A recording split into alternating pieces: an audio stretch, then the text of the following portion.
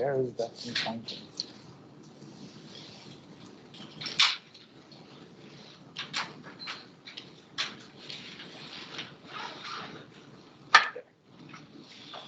All right. Good morning, everybody. How's everybody doing? Good. This is really weird. Everybody wearing masks. I can only see eyes. And that's what you can see. So if you can't tell, I'm always smiling. That's what I tell everybody. So you can't tell that I'm smiling or frowning, so assume I'm always smiling. Are there any questions about the assignment that I can answer? Yes? I was just wondering if maybe go over a little bit the template format, like for sometimes I don't know if I think or like sometimes we confused on like especially the method field section. Sure. So first I'll talk about what the use of the template is to look at it sort of like a table of contents to see what are the things that I can use in a method. The only place where a template is actually used is when you're implementing a method. Okay. Now, within the template go things that you can access being in this class. So there's a class level template, and that includes things that apply that can be used inside any methods in this class. Okay, you write that template right below the constructor, but right above all the method implementations. Okay, and that can just say template. This this class template includes, and then a list of all the fields with their types. Now, information that is handy to you when you're looking at it. So you can say this.name -- string. Okay, whether you use hyphens or colons, that's less important, really. And so fields, saying this.field name with the types. Then methods, this.method name and what the type of what they return. And so this part kind of evolves as you're writing more methods. So as soon as you implement a method, go ahead and update the class level template by adding its signature there. Okay. So that's for the class template. Now there's a method template that is inside the method itself. So this is right after you open the brace for the method. And so the method template should contain everything in the class template plus a few things. And so you can literally say that. Instead of copying the contents of the class template into every method template, just say everything in the class template. And I think lecture 3 notes have an example of this. So contains everything in the class template plus, and then you have any parameters with their types. So you don't say this dot because its parameters are not referred using this. Just parameter : type. And then any methods that you can call on the parameters. Okay? And then any fields that you can call on the parameters. If your method has no parameters at all, then you do not need a method level template because it does not contain anything other than what the class level template already has. So you write a method level template meaningfully only if the method you're writing has at least one parameter. Okay, does that help? All right, other questions? Somebody type something?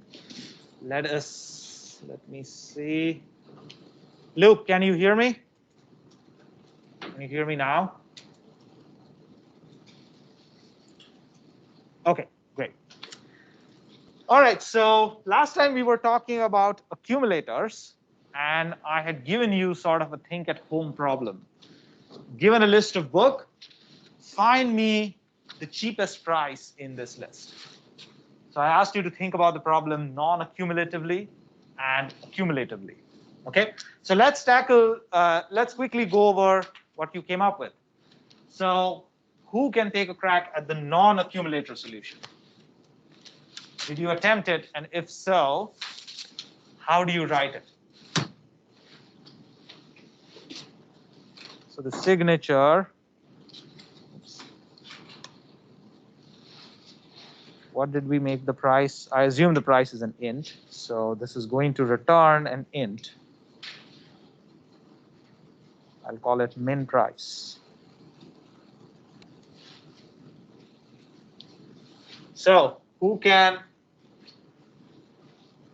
volunteers to kind of take a crack at it?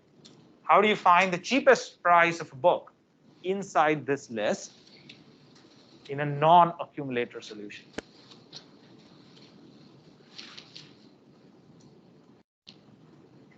Nobody?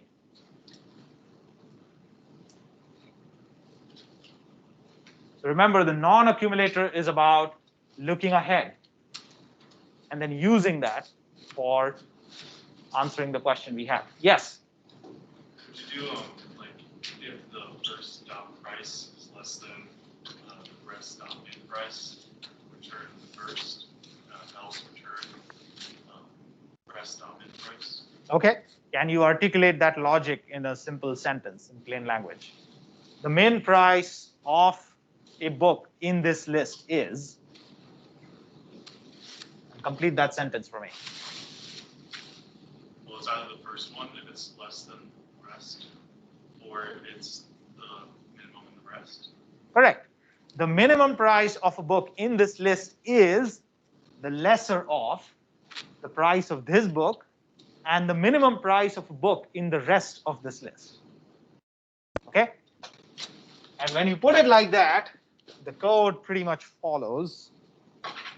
I'm going to just write it over here.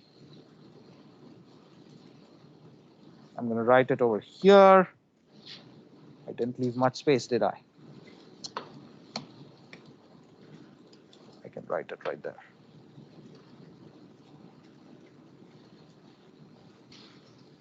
Min price. So it is going to be the lesser of the two. Okay. So I can use an if statement. I can also say math.min. You give it two numbers, and it will tell you the minimum of the two. Okay. So the first one is, or the second one rather, is this dot rest dot min price. Okay. The first one, I want to write the price of this book.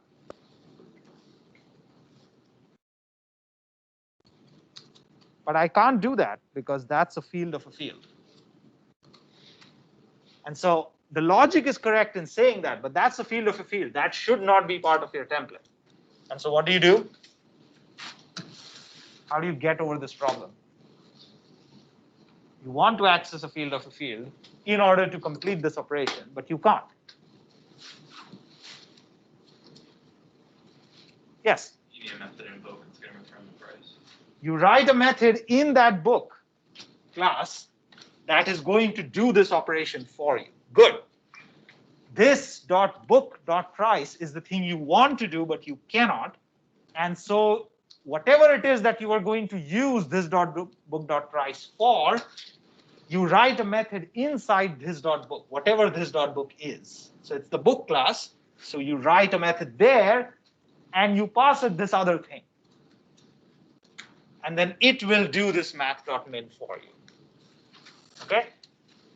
So if you have this.x.y, and that's what you actually want to do, but you can't, you write a method in whatever this.x is.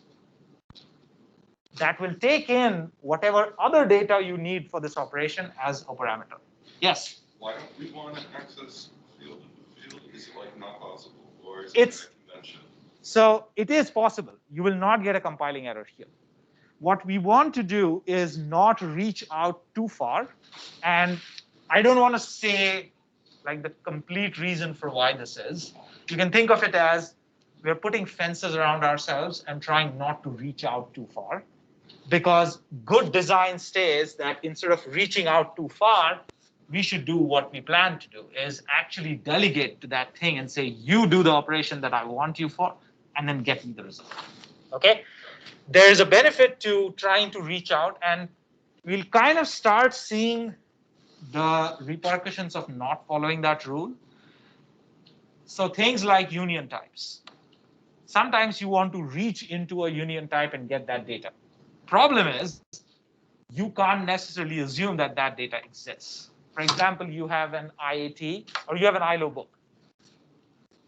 If you have a field or some parameter of type ILO book, and you know it is a cons, you want to just reach out and say, well, that dot price, give it to me.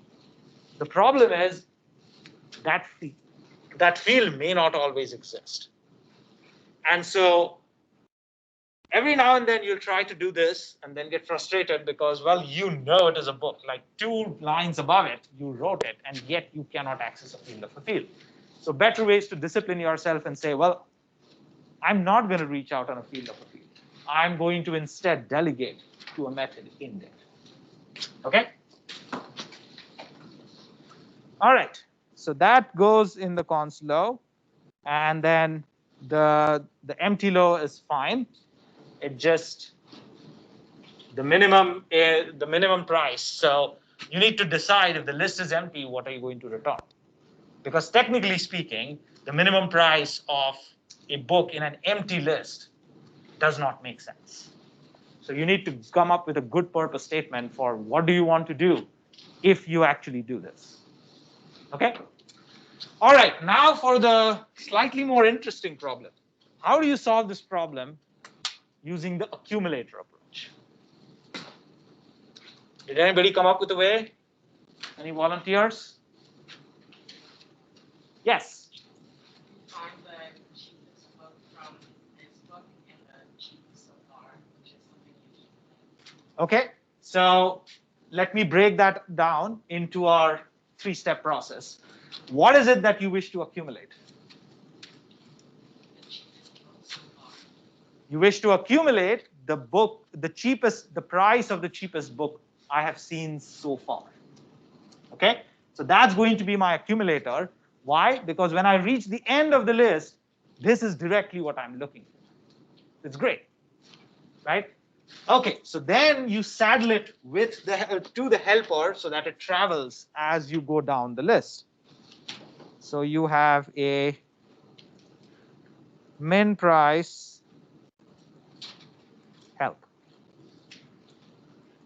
And it is going to have the min price so far.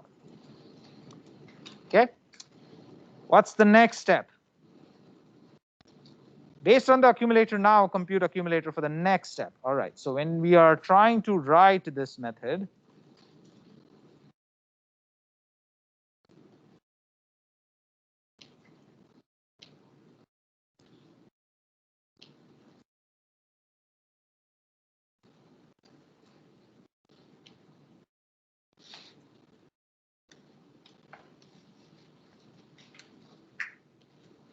we want to call it on this dot rest.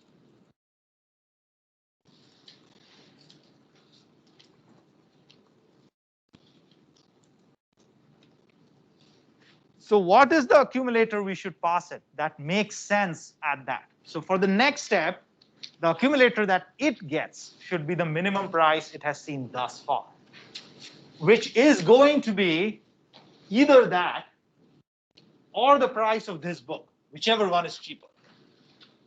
Okay?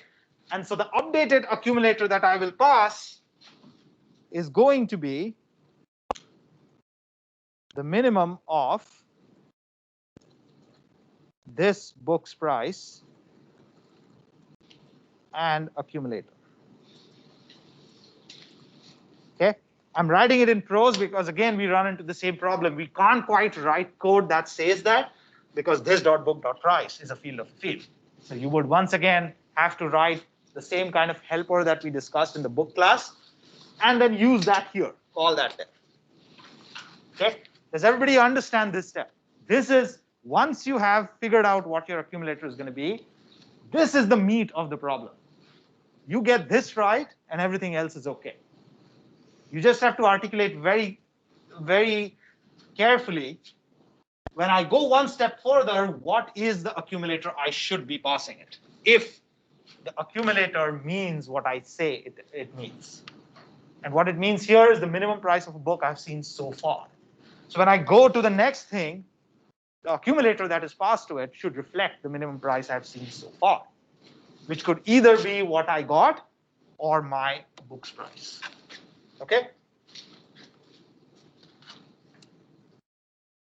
And then in the empty part, I reach the end. And in this case, once again, the accumulator is exactly what I'm looking for.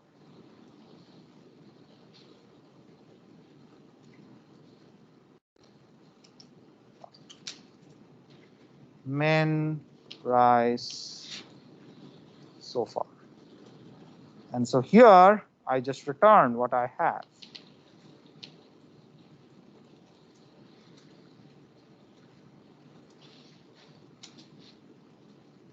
All right? Any questions? Luke, sorry, can you repeat the step 3 process again for accumulators? Sure. So the 3-step process, you will find if you just pan this sheet, you will find it written right here. First step, what is the value you're accumulating? You've decided to use the accumulator. Well, first thing you have to find out is, what exactly am I accumulating? And so sometimes it's the thing you're trying to calculate in the first place, which it turns out is what we did. We want to find the minimum price of a book in this list. So we accumulate the minimum price of a book in this list so far, so that by the time we get to the end, it becomes the minimum price of a book in this entire list. Okay? Sometimes it's not directly what you're trying to compute, but it is some useful information that you're keeping track of about the things you have already seen. Okay? This is the biggest difference between accumulator and non-accumulator. The accumulator is looking at things I've already seen. The non-accumulator approach is saying, assuming I know the answer for what is in front of me, after me, can I use that to build my answer? Okay. Step 2 is, that's step 2. Is the logic based on accumulator now? Compute the accumulator for the next step. Okay.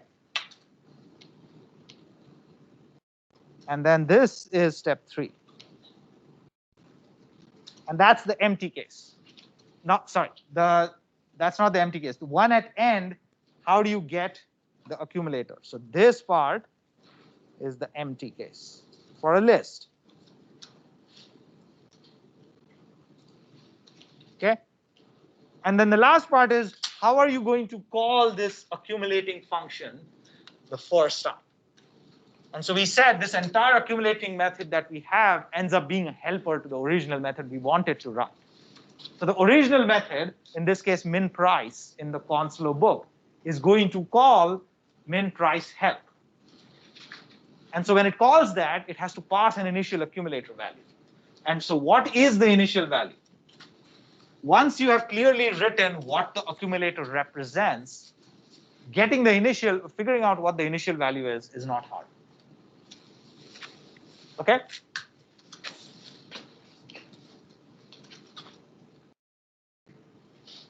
All right, so we have seen a couple of examples with accumulator approaches and non-accumulator approaches solving the same problem. Okay? So we are going to move from lists to our ancestry trees. Everything that we just learned about these two approaches applies. They just look a little different because it's not this.rest anymore. In the case of ancestry trees, it's more than one. It's mom and dad. Okay? But keep these approaches in mind. We'll try not to explicitly say, okay, let's try to solve this accumulatively, or let's try to solve this non-accumulatively. We won't state the problem explicitly like that, because I do want you to think of it as two different tools that you have.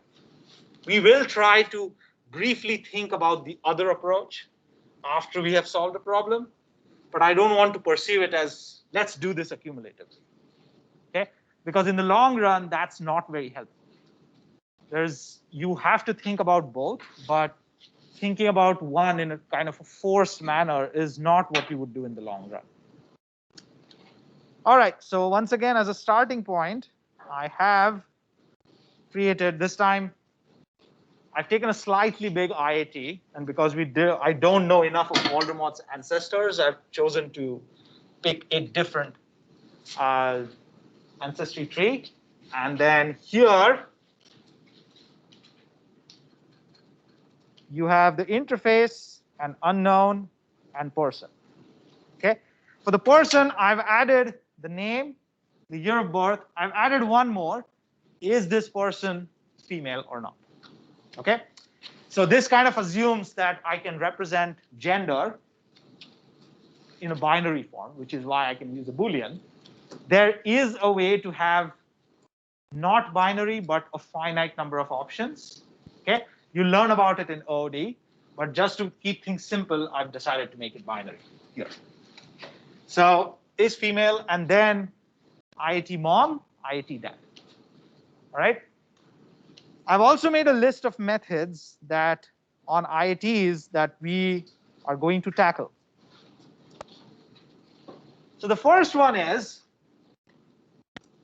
I want to find out the younger between this IIT and the one that has been passed to. Okay? The person has a year of birth, and so I should be able to answer this question. The second one is I want to count how many ancestors this IIT have. Okay? And so just to give you an example, I'm saying ancestors. So the number of ancestors that Chuck has over there is 2. Dustin and Daisy. The number of ancestors that Anne has are Bob, Beth, Carl, Candace, Chuck, Caitlin, Dawn, Deb, Dustin, and Daisy. So 10. Okay? So technically speaking, count the number of known ancestors. Okay? So that's the second operation we want to tackle. The third one is kind of a special case of the second one. I don't want to just count all the ancestors. I want to only count the female ancestors who are aged about 50. Okay? And then the last one is this IIT well-formed. And so the definition of well-formed is as follows. My mom and dad are going to be older than me. And this is true across the IIT. Now you'd think that, well, of course they would be. But remember, when we are creating examples and we create the tree, we get to specify what the age is. So it's perfectly possible to make an IIT that is actually not well-formed. Nothing is stopping you from giving the mom a year of birth that happens to be after than this year of birth. You can do that. That would make a tree that logically does not make sense. And therefore, we have a method that is going to tell us whether this IIT is well-formed. Okay? Okay, so let's tackle the first one, younger IIT. So the younger IIT is a curious little method. And I'll tell you, once I can pan this thing, I can tell you why it is curious. So let's assume the simplest case. I give you 2 persons. And then I ask you, give me the younger of the 2 persons. So we look at the person class, and there's a field called year of birth.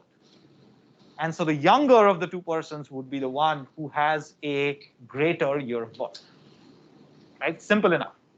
So you just compare this .yob with other .yob, and then you can find out who has which one is greater, and then you either return this or return other. Okay? So that seems simple. However, we hit a snag. This .yob is fine if you're in the person class. But other .yob may not exist because the other is not necessarily a person. The other is an IIT. And so here we run into the problem where, well, of course, the other should be a person. Otherwise, this operation doesn't make sense. Okay? And in some cases, that's true. But given the method signature that we have written, it may not always be the case. So we have written the method signature to be as general purpose as possible. I have 2 IITs, this and other. I just like to know who is the younger. Okay? And so I call this method curious because there are actually multiple cases that I have to keep track of. So there's this, whatever this is.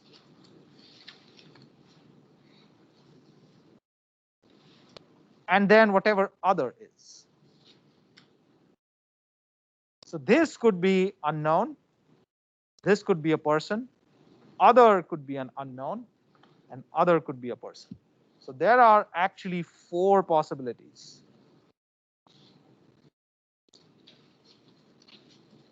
I have to write a method that keeps track of all 4. Okay? Now, how do I begin to do this?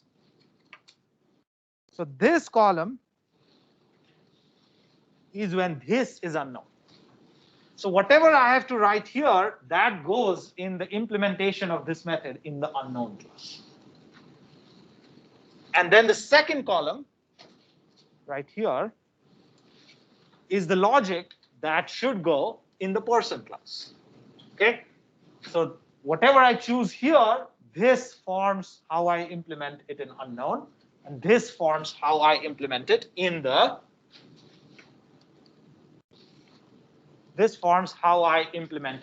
person, the second column right here. Okay? Now, if this is unknown, but the other is a person,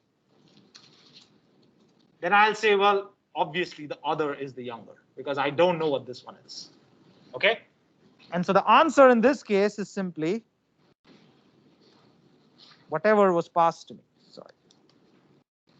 Whatever was passed to me, that's what I should return. If this is unknown and the other is person, then I just return other. Okay? If this is unknown and other is also unknown, what is the younger of 2 unknowns? So let's imagine, I give you an example. Which was the younger between your great, great, great, great, great grandfather and your great, great, great, great, great, great grandmother? I chose so many greats, assuming that none of us are going to remember who they are, when they were born, perhaps not even their names. So if I ask you that question, what will you say? Who is the younger of those 2? You say, exactly, you should say, I don't know. It's unknown. It's unknown who's the younger of the 2. And so what I should be returning here is unknown for this case.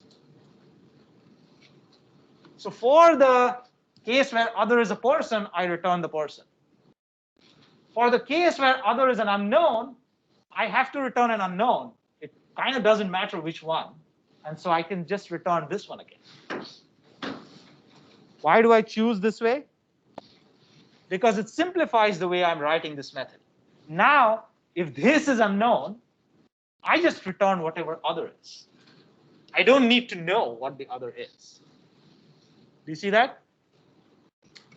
So here,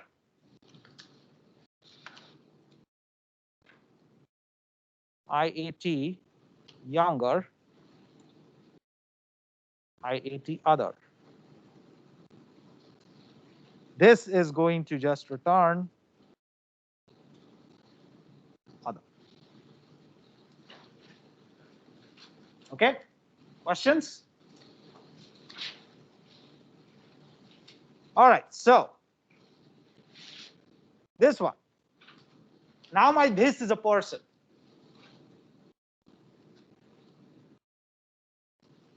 I have 2 cases. The other is either an unknown, the other is a person. Okay? So let's tackle this case first. So if this is a person and other is a person, what I want to do is just compare their years of birth. And then whoever's years of birth is greater, I return that. Okay? I run into a problem. I run into 2 problems here. First is my other argument is not a person. It's an IAT. So to even figure out whether I'm in this case or not, I'm going to have the code that we are avoiding writing. Is the other a person? Okay? We said before we needed to do that in Racket, but in Java, thanks to dynamic dispatch, we don't have to know what the type is. We let dynamic dispatch take care of it for us. But here it seems that in order to extract that year of birth, we need to know that the other is a person. We need to find out if that other is a person. Okay? The second problem here is even if we know that the other is a person, we can say other.yob. Okay, that's not a field of a field. So I guess we are saved there. Okay? But we don't know if the IAT passed to us is an unknown or a person. So let's keep a pin on that. Let's try this case. This is a person and other is an unknown. Okay? So once again, if we could find out that the other passed to me is indeed unknown, then the answer is simple, just return this. Because who is the younger between a person and an unknown? Well, the person, because I have no idea what unknown is. Okay? And so it seems that implementing both of them would be really simple if I could just know what the type of other is. So the question is, can I still complete this operation without ever explicitly asking that question? What is other? Okay? Now, the way dynamic dispatch works is if I call a method on an object, then dynamic dispatch will automatically go to the correct method, depending on what the calling object is. Okay? Here, I know what this is. This is a person. I know that because I'm writing this method inside the person class. What I don't know is what other is. So I can let dynamic dispatch decide for me if I decide to call a method on other. Because if I call a method on other, then dynamic dispatch will take it correctly to either the unknown or the person. Okay? Let me say that again. I wish to find out what other is, but I don't want to explicitly write code that finds out what it is. How can I use dynamic dispatch in my favor? I say, well, what if I call a method on whatever other is? In that case, dynamic dispatch will take me to the appropriate class, will take it to the appropriate class. Well, what are the methods I can call on other? Other is an IAT, which means these are the methods I can call on. The only one relevant to this method seems to be that one. Okay? So what if I said, for this case right here, what if I said other.younger this? Okay? What if I said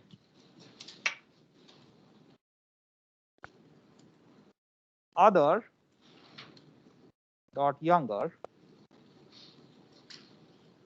this? So first of all, I didn't just plug that out of thin air. If I ask you, give me the younger of A and B, would that have the same answer as if I asked you, give me the younger between B and A? Yes, it would be. The order doesn't matter. The younger of the two still remains the younger of the two. Okay? What that means is I can frame the problem, give me the younger between this and other, is the same thing as give me the younger between other and this. Okay? Now, in this case, if other was unknown, where would this method actually go? So I say other.younger this. Which younger would it go to? The unknown or the person?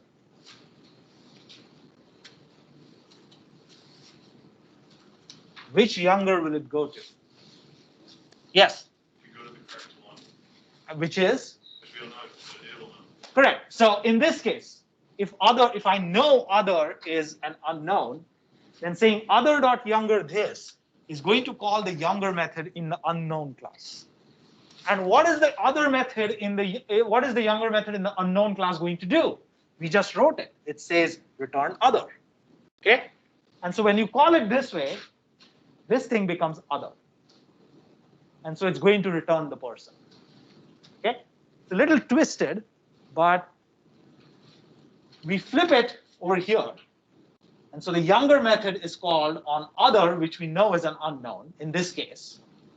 And so it will go to the unknown class. It will be called by this object being the other. And so we just wrote the unknown implementation it just returned whatever we passed it. And so it's going to return the person object, which is what we wanted to do. Because we said the younger of a person and an unknown is the person. A younger of an unknown and a person is the person. Okay?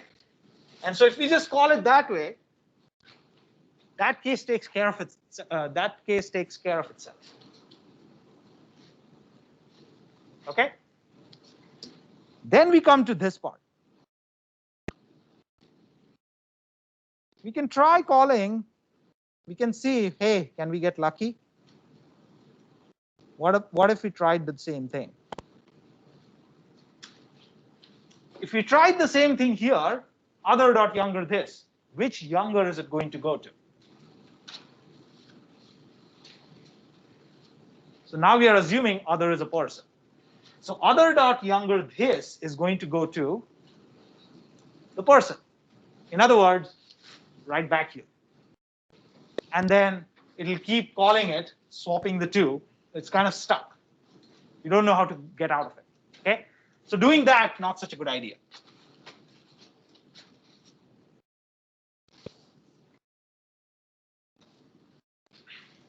Now, if we just knew what the 2 years of birth are, then we could actually do the comparison and return the younger of the two. So our template says we know this.yob. Okay? We could say the other.yob also. Our problem is that the other is an IAT, the way it is passed to us. So in order to say other.yob, we would have to first check whether other is a person. And we are trying to avoid that. Okay? But what if we had a helper that took in not just the other, but the age of the other?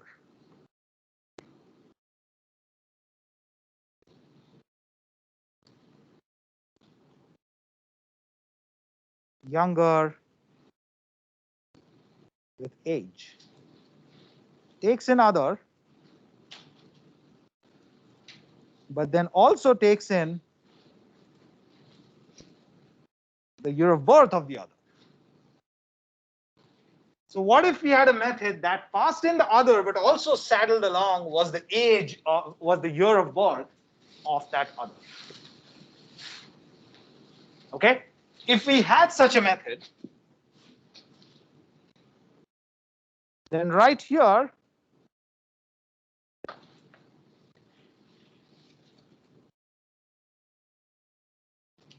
younger with age.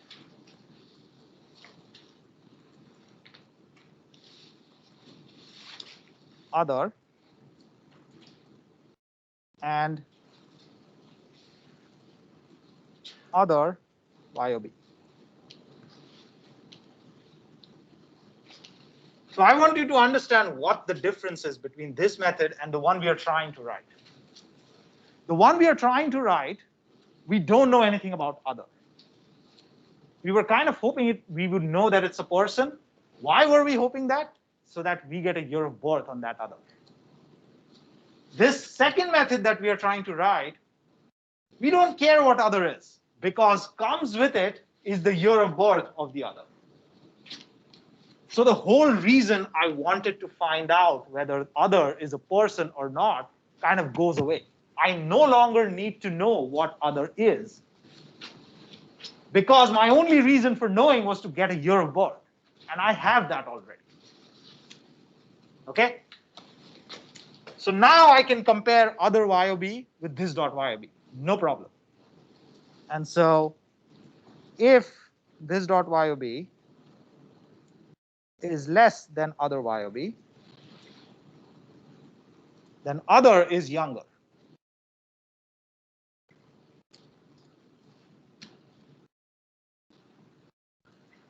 Otherwise, this is younger.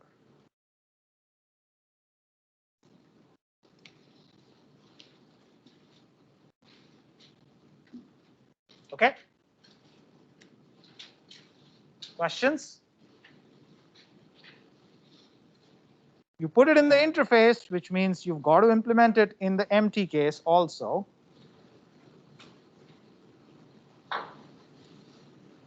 Younger with age.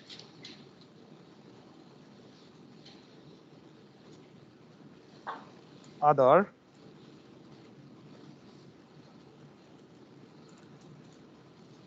Other YOB. And I'll just say, well, I don't know what my age is, so I will just say, whatever the other is, that's the younger, because I know for a fact it's not me. I can't possibly be the younger of these two because I'm unknown. And so I will defer to whatever other is. Okay?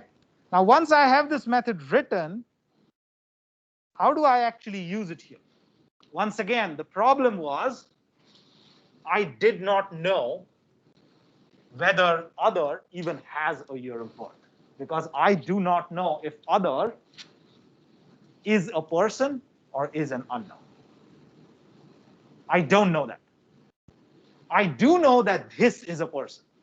That much I know because I'm trying to write this in the person class. So I know this is a person. And therefore, I know this has a year of birth. I can use that to my advantage by saying other dot younger with age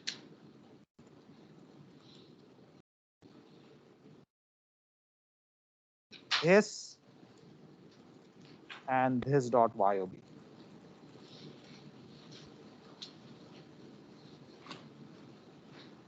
Right? In fact, now that I have this method, I can use that here too.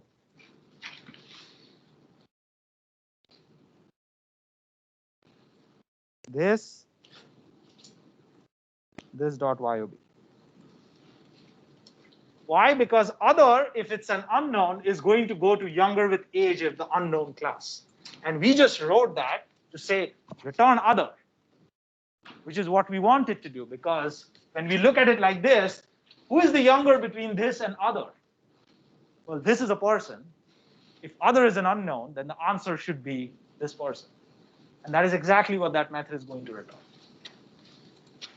Okay? Why did we do this last piece of modification? Why did we change this from younger to younger with age? Because again, remember, these two look different. This called younger with age, that called younger. And my problem was, when I implement this method, I wouldn't know which one to call unless I know what other is. And that's the question I'm trying to avoid asking this whole time.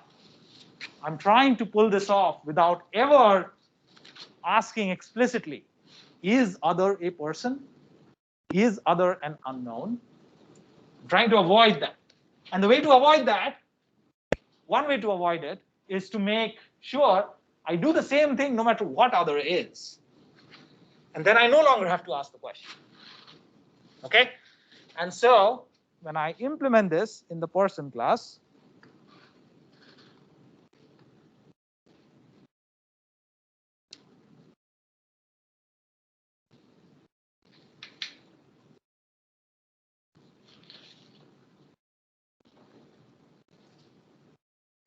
I don't know what other is. I do know what this is. This is a person.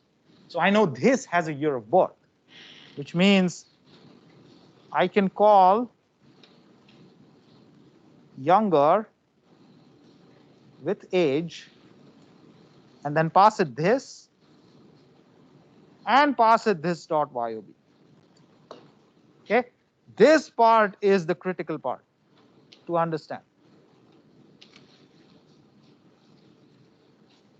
I need a yob to pass around.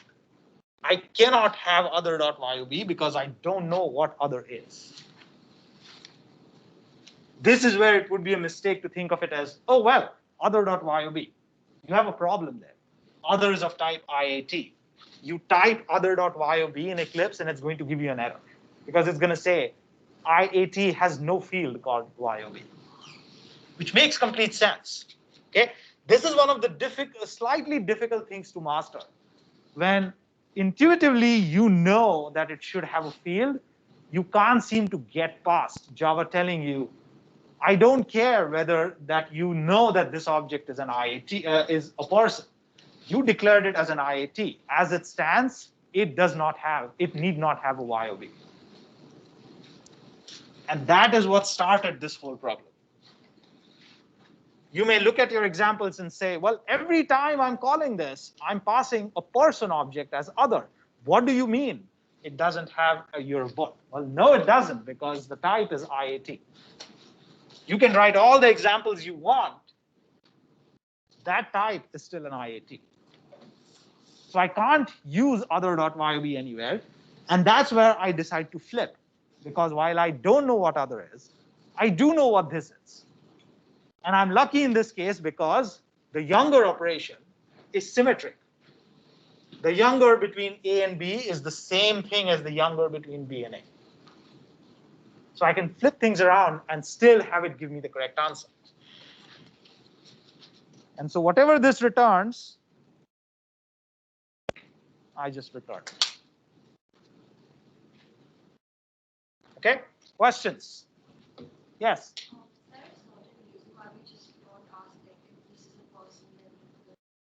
We don't ask it because asking it, so Fundies 2 is filled with these questions where the questions are very good, but I don't want to jump too ahead because this is a discussion. The answer to that question is fully understood in OOD, but since you have asked, I'll answer it for you. The reason we are trying to avoid explicitly saying, is this of type person or is this of type unknown? I want you to imagine, once again, trying to implement a function like this in bracket, where you did ask that question. You did say, if it is an unknown, do this. If it is a person, do this. Okay? The long view of this design, which OOD takes. OOD is all about, well, you know this now, but what will you be doing tomorrow? Kind of plan ahead. So the long view of this is you have a union type. Right now, you know there are two categories, unknown and person. So you write this function saying, if it's unknown, do this. If it's person, do this. The problem is in the real world, you don't know that there is never going to be a third type. We took shapes. For now, we said a shape is either a circle or a rectangle. We know there are a lot more shapes. We just chose not to use them right now. But if there is something called a shape, tomorrow I might have a triangle. I might have a rectangle. I might have any sort of shape. Every time you add a shape, all the parts of code that ask the question, is it of this type? Is it of this type? You must now add a special case saying, well, is it of this new type? Okay? So every time you add something, you find yourself basically modifying everything that you've written. And that's bad. Right?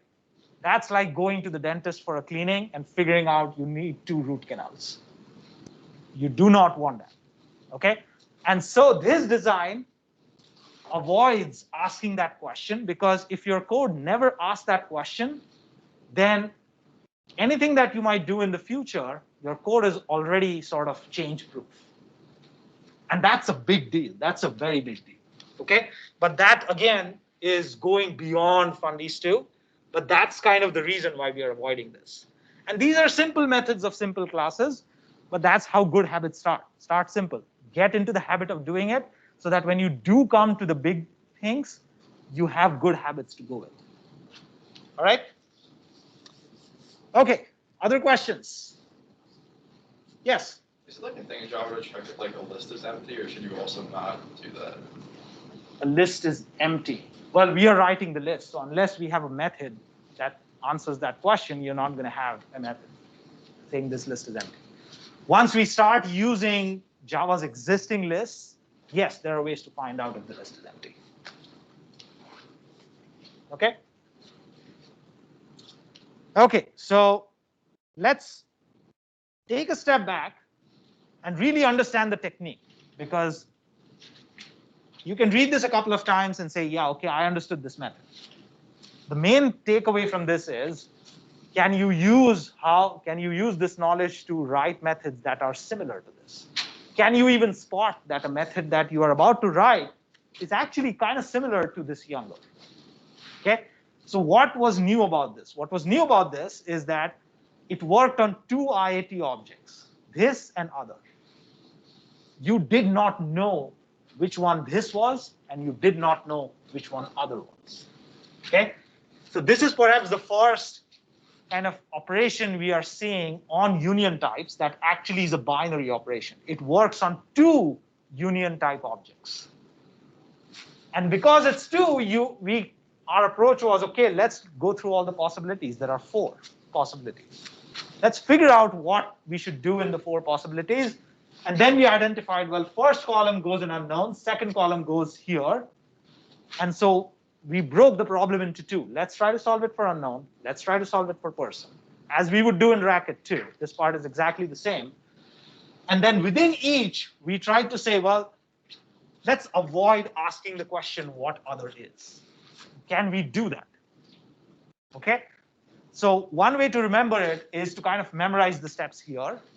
What I recommend is the better way to remember this is kind of try to do something and then think about whether it's the right thing to do.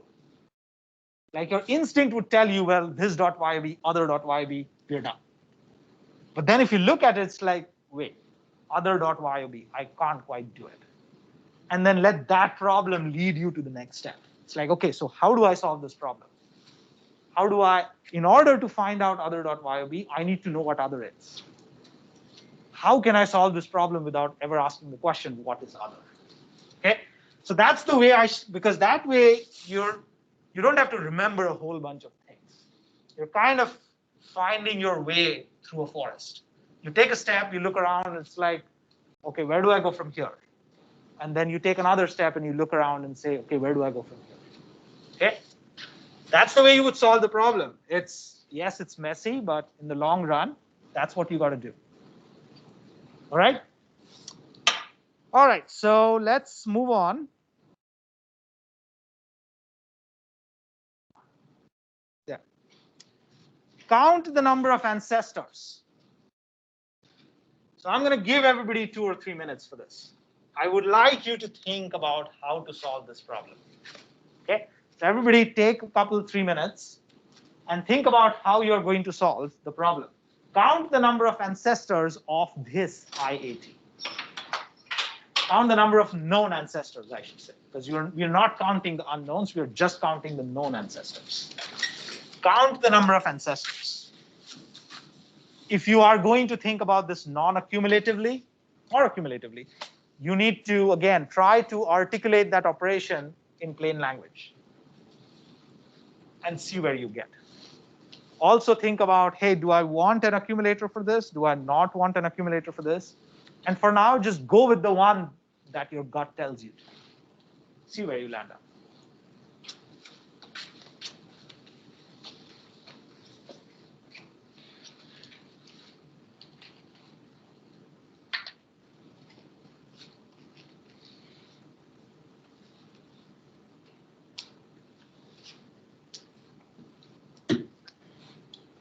I'll scroll this up so that you have an example IAT to look at.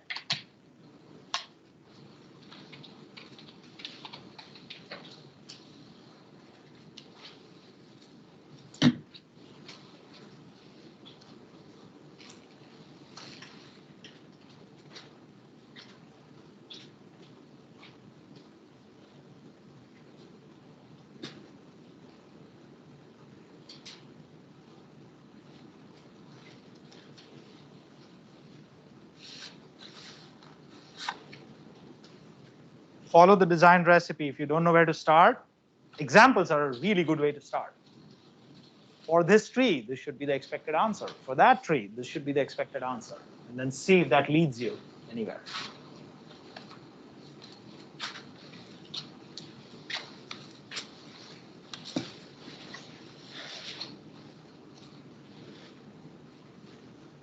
So the students who are remote are really quiet today. So I'm going to call upon the remote students first to see if somebody has a solution. You can't get away with it.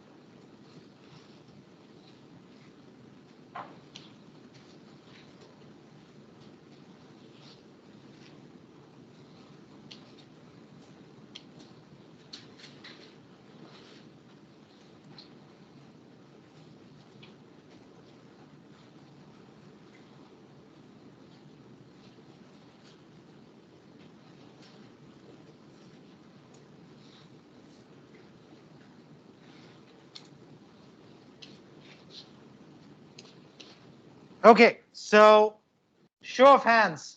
Who is thinking about solving this non-accumulatively? Non-accumulatively? People who are remote, wake up. Who has thought? Raise your hand if you're thinking about a non-accumulator solution for this. 7, 8, right? Hands down, everybody.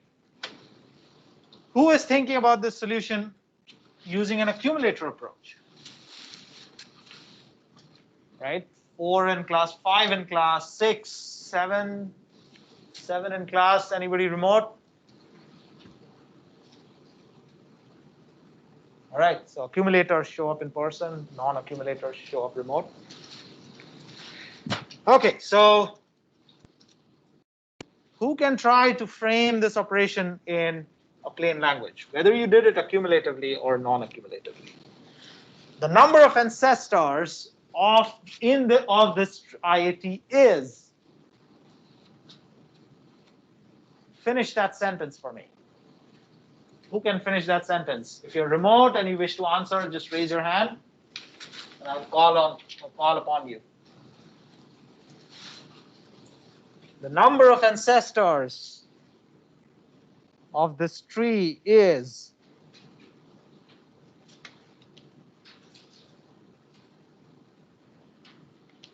Anybody in class want to take a shot at it?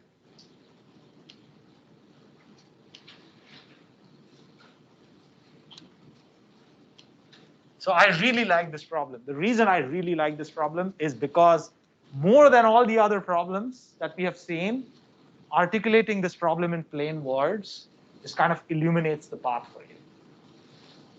It's true of all the problems that we have seen, but this one I find it's especially true.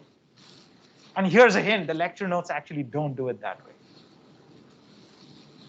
But there's a far easier way to articulate what this operation is trying to do. You want to take a shot? Yes. So for accumulator, you could do the count so far plus the count of the mom plus the count of the dad. So the count so far is counting the number of ancestors so far, right? Okay. And so when you send it to the mom, you're going to update it with what? How are you going to update it?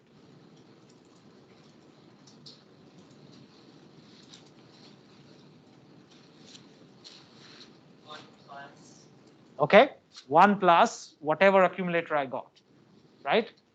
What are you going to send to the dad? Yeah, you don't want to double count. So let's look at that IAT. If we solve this using the accumulator, we're starting with Anne, and Anne gets the accumulator value 0. If Anne now adds 1 to it and passes it to Bob, Anne has just counted herself as her own ancestor. So the count that you will end up getting will be off by 1. You can say, well, that clearly didn't work, so how about Anne doesn't count herself? So while passing it to the mom, Anne will pass the accumulator as is. Okay, that seems plausible. The problem is Beth is going to do exactly the same thing. You can't write one thing for Anne and another thing for Beth. They're both persons. So whatever you write applies to all persons. So you want Anne to not count herself, but you want Beth to count herself. That gets messy. Like, how do you write that?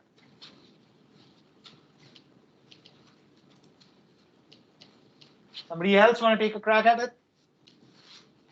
Yes.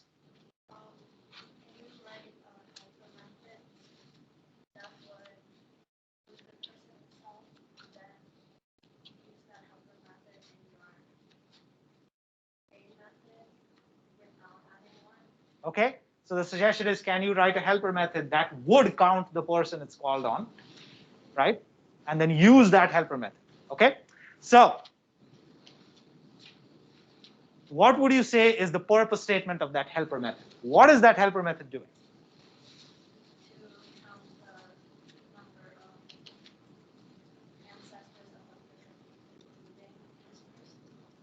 well, that kind of contradicts itself. If it's ancestors, then it shouldn't include the person. So can you say that in a better way? You're on the right track, if it helps. You're on the right track. What is the purpose statement of a method that is going to count the person in that it is called on? What is that? Think about what that method is going to return to you.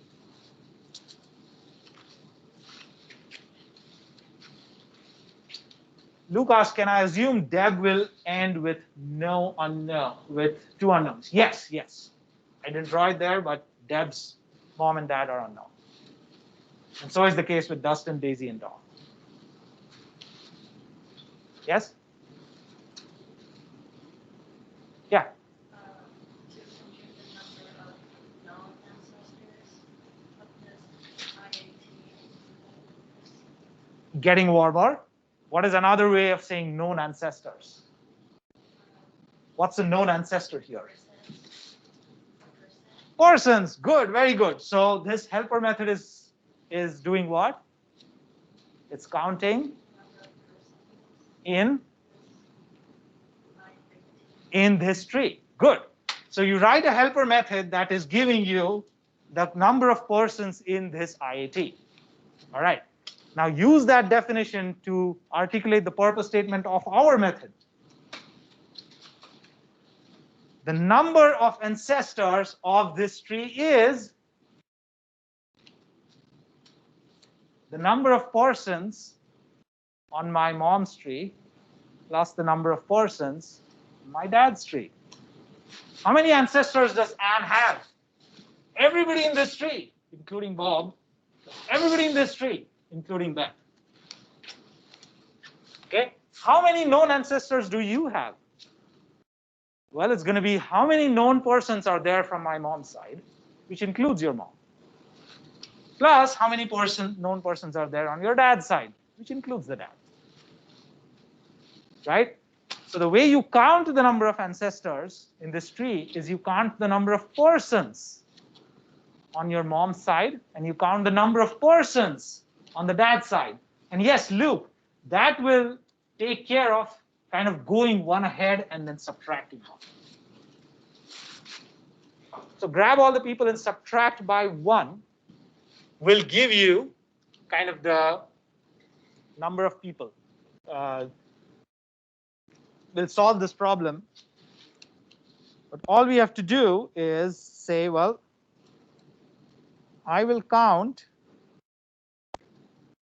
the number of persons. Okay, in this tree. And now the number of persons in this tree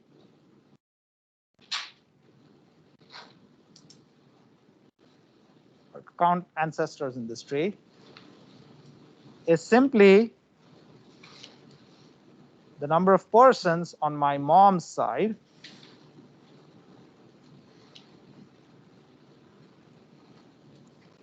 plus the number of persons on my dad's side.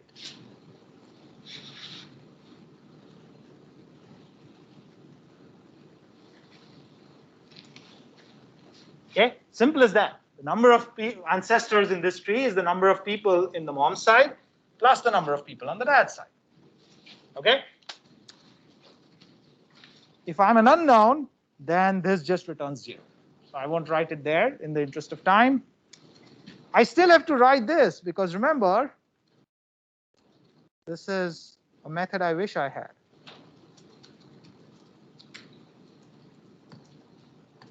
So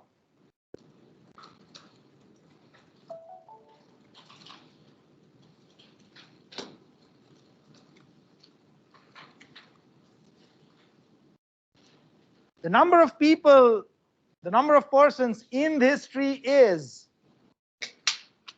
finish that sentence for me. The number of persons in this tree is,